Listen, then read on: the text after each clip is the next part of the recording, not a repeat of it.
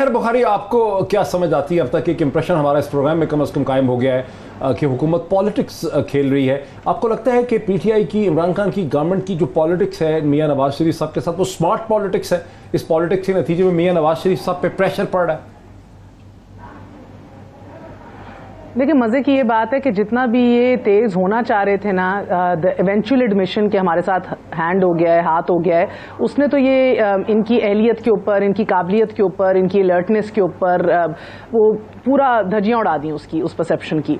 तो इनका मैंने इजाज शाह को इंटरव्यू किया, फिर आपने शहबाज गिल को देखा, इन सब समेत फवाद चौधरी के, भाई ये गिल साहब ने तो इस हद तक भी मेरे शो में कहा कि ये इन्होंने मैनेज किया, मैनेज करवाया गया, यानी कि इमरान खान मैनेज हो गए।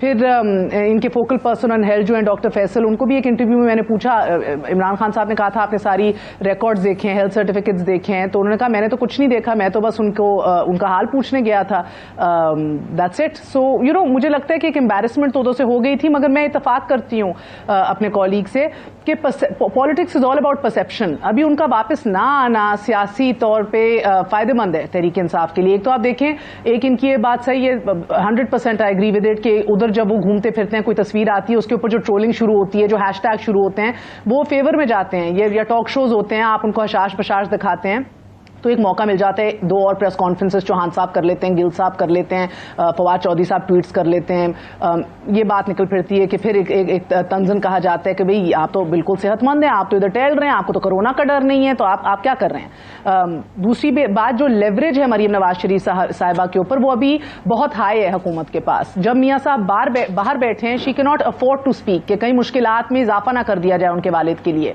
तो जब वो इधर होते हैं ऑलरेडी, जब वो जेल में होते हैं, तो फिर वो तो आपको पता है, she is like a tigress. क्या मुश्किलात में इजाफा हो सकता है? उनका वोटर भी जो है वो एकदम वो बाहर बैठे हैं, हुकूमत की मुश्किलात में क्या इजाफा कर सकती है? जब उन्हें अरेस्ट किया है, ये लेवरेज क्यों नहीं कर सकती? अभी आपने देखा है कि हाई कमीशन ने कितने दौरे किए हैं पिछले 8 माह के अंदर, कितने बंदे उधर भेजे हैं, कितनी मेडिकल रिपोर्ट्स दी हैं। एसेंशियली पिछले 1 साल के लिए ही is been sitting comfortably, nobody is checked up on him. ये जो मुश्किलात में इजाफा करना चाहते हैं ना, तो तब रियासत के पास बहुत तरीके होते हैं मुश्किलात पैदा करने के लिए। तो मरियम के ऊपर लेवरेज बहुत हाई है अभी गवर्नमेंट का। एंड तीसरा ये भी है कि उनकी अदम मौजूदगी में, उनके बाहर रहने से ये परसेप्शन तो सारी हो गई कि देखिए इतने बोल्ड तो है नहीं कि वापस आ रहे हैं। सेकेंडली, इधर लीडरशिप किसकी है ऑन पेपर? शहबाज शरीफ साहब की, which neutralises everything to begin with, which अगर आप ये कहा जाए कि वो जितना भी वोटर जो है मुतहर्रिक होना चाहता है उसको डैम्पन आउट कर देते हैं उनका नजरिया, तो ये गलत नहीं होगा कि 5 साल मरियम बीबी अगले इलेक्शन में हिस्सा ही ना लें और मियां साहब लंदन में बैठे रहें। महर बुखारी, राजा आमिर अब्बास मसद हैं कि मियां नवाज शरीफ साहब मरियम को इलेक्शन में आने के लिए, ताकि उनको मौका मिल सके, आएंगे ही आएंगे, वो ये रिस्क लेंगे? मुझे लगता है कि इलेक्शन टाइम तक तो वो आ जाएंगे। मुझे भी यही लगता है कि तब तक कहीं ना कहीं कोई अंडरस्टैंडिंग भी है कि आप लोग भी खामोश हैं, आप बाहर रहें, आपको तंग नहीं किया जाएगा, इनको भी टेन्योर पूरी करने दें। मगर चलें, ये तो फिर भी वेर ओनली थोड़ी सी हमारे पास मालूमात होती है, थोड़ी सी अपनी अंडरस्टैंडिंग है, उसके ऊपर एनालिसिस बिल्ड कर लेते हैं। मगर बहरहाल मैं मजहर साहब की इस बात से इत्तफाक करती हूँ कि अभी ये जो मौलाना के धरने की भी बात हो रही थी, तो देखिए इसका एक पूरा प्री टेक्स्ट है, एक बैकग्राउंड भी है नवाज शरीफ का।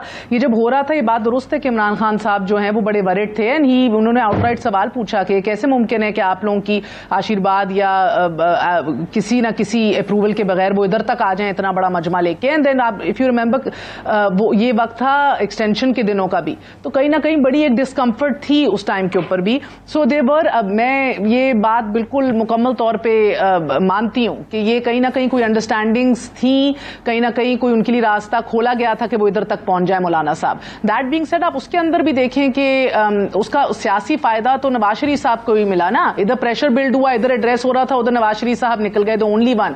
और एक माजी बड़ा एक लंबी दास्तान है। मुशर्रफ के दौर में भी जब ये जेल के किस्से याद करें, व्हेन ही, जब उनको पाबंदे सलासल रखा गया, उधर बाहर टॉक्स हो रही थी किस तरह रिस्टोर करना है डेमोक्रेसी को, क्या करना है बीबी के साथ। वो नसीरुल्लाह बाबर, उधर वो उन्होंने अपनी अग्रीमेंट कट कराई और बाहर सऊदी अरब चले गए। उसके बाद फिर इलेक्शन बॉयकॉट करने की बात आई, जब वापस आए कि इस माहौल में हम नहीं कर सकते। इमरान खान खान वगैरह जमात इस्लामी आज भी परेशान है कि भी हम तो बैठ गए थे, बाकी सब इलेक्शन जाके लड़ लिए।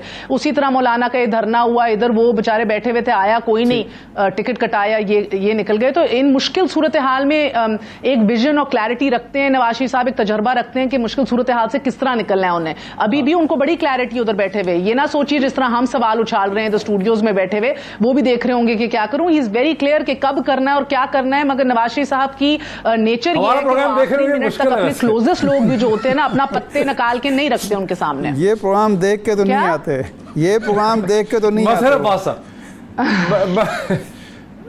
ये प्रोग्राम देख के नहीं आते। लेकिन इरशाद आरिफ साहब, मजहर अब्बास साहब, वेरी क्विकली क्योंकि 2 मिनट रह गए। बेसिकली देखिए, मरियम बड़ी पते की बात कर रही है, मेहर वो ये कह रही हैं कि जाहिर है एक अंडरस्टैंडिंग होगी कि इलेक्शन तक बाहर रहना है, इलेक्शन से कुछ अर्सा पहले अपनी पॉलिटिक्स को और मरियम बीबी की पॉलिटिक्स को चलाने के लिए उनको आना ही है। अभी नहीं आएंगे, इलेक्शन से पहले आएंगे। देखिए 2007 में वो कोई इफ्तिखार चौधरी साहब की वजह से नहीं आए थे, वो सऊदीज़ की वजह से आए थे, इसलिए कि सऊदीज़ एनआरओ से खुश नहीं थे। वो मोहतरमा बेनज़ीर भुट्टो और परवेज़ मुशर्रफ के एग्रीमेंट से खुश नहीं थे। उसके बाद उन्होंने परवेज़ मुशर्रफ से कहा कि हम वापस भेज रहे हैं मियाँ साहब को और पूरे एतमाद के साथ वापस भेज रहे हैं। तो ये जो इंटरनेशनल एस्टेब्लिशमेंट वाली बातें होती हैं, राजा आमिर अब्बास साहब जितना भी अच्छा जाल फैलाएं, मियाँ साहब इसमें नहीं आएंगे। देखें परवेज, ये जो इफ्तिखार चौधरी साहब का तो मामला ये था कि जब मियाँ नवाज शरीफ साहब लंदन से इस्लामाबाद एयरपोर्ट पहुँचे तो ख्वाजा आसिफ कहते हैं कि चूँकि इफ्तिखार चौधरी का फैसला था कि जी नहीं वो आ सकते हैं, कोई मुआहदा नहीं है, नल एंड वाइड है, तो वो हम लेके दरख्वास्त लेके भाग रहे थे अपना जनाब इफ्तिखार चौधरी के पीछे कि जनाब वो एयरपोर्ट पे बैठे हुए हैं, उनको बाहर निकाला जा रहा है, आप हमारी मदद करें। इफ्तिखार चौधरी साहब हमारी बात सुनने के लिए तैयार नहीं थे। एस्टेब्लिशमेंट भी हो सकती है अगर उनको यकीन हो तो फिर चीनी एस्टेब्लिशमेंट होगी, इंटरनेशनल एस्टेब्लिशमेंट का तो रोल कमजोर सा हो गया है। मैं अर्ज कर रहा हूँ कि मैं नाम नहीं ले रहा, मैं तो कह रहा हूँ कि अगर ऐसी कोई ताकतवर गारंटी उनको मिले कि पाकिस्तान आप जाएंगे, आप मुश्किलात का शिकार नहीं होंगे, आप हुकूमत में आएँ ना आएँ, लेकिन आपके लिए जेल नहीं होगी, आपकी साहबजादी के लिए मुश्किलात नहीं होगी, तब तो वो आएंगे। ये जो तासुर दिया जाता है ना, मियाँ साहब ज़िद्दी ज़रूर हैं, बहादुर नहीं हैं।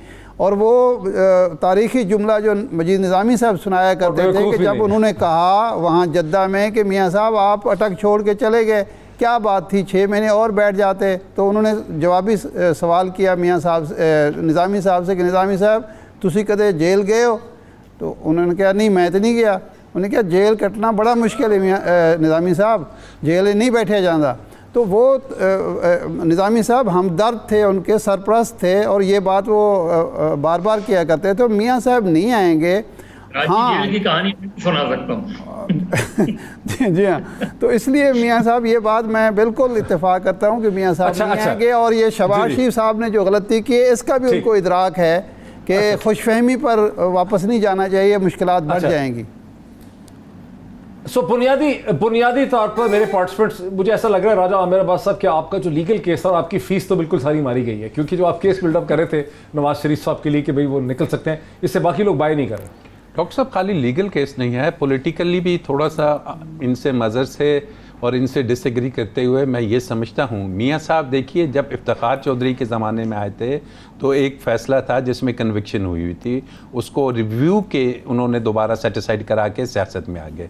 लेकिन अब एक फ़ैसला भी चेंज हो गई थी ना। जी, अब एक फ़ैसला सुप्रीम कोर्ट का है, उसमें ना रिव्यू बचा हुआ है ना कोई और चीज़ है, और मियाँ साहब डिस्क्वालीफाई हुए हैं सियासत से सुप्रीम कोर्ट के फैसले पे। मियाँ साहब आएंगे मोहतरमा मरियम नवाज की सियासत को आगे चलाने के लिए।